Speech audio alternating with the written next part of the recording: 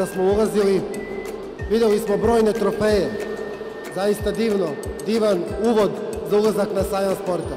Ali naš glavni trofej bi trebao da bude da pomognemo u stvaranju novih, mladih, zdravih generacija koji će sutra izrasti u prave ljude i koji će doživeti sport kao deo svog života, kao deo fizičke i mentalne kulture. Grad Novi Sad mora da nastavi sa svim svojim institucijama, sa drugim nivoima vlasti, da promoviše sport i da edukuje mlade i da promoviše sve one pozitivne osobine koje se stiču kroz sport.